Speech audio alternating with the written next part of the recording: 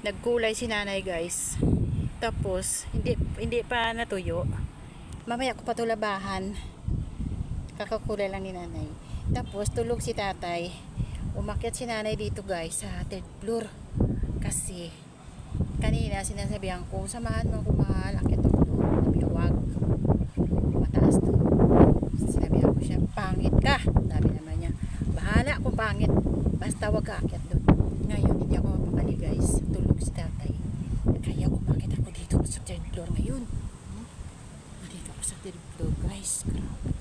Ang saya-saya ko dito, guys. Kaya, guys, grabe. At least ang dughan, at least nakaakyat ako kahit na ang dughan ko nakaba-kaba.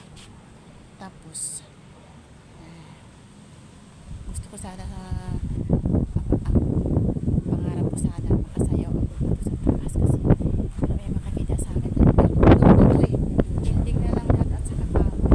Tapos yung may bahay naman hindi na mabilis naman na sila bago yan sasasayaw. Yun lang ang kasayahan ni Nanay Dorit. Gusto ko sana magsayaw na nakahabang damit, kaso nahirapan ako na mahabang damit ko na maakyat. Sabi ko sa asawa ko, sasayaw lang ako doon kasi wala yung makakita sa akin. Sabi niya, sasayaw ka lang doon pag may bubong na, pag may hagdan na, kasi malaglag ka doon sa hagdan, parang lang. Sabi ko, alalayan mo ako. Sabi niya, hindi. Kaya nagmatigas naman ang ulo ko, guys. Kaya sasayaw ako ng chat sa Bikahe-Birahe, guys. Thank you for watching. Abangan nyo yan.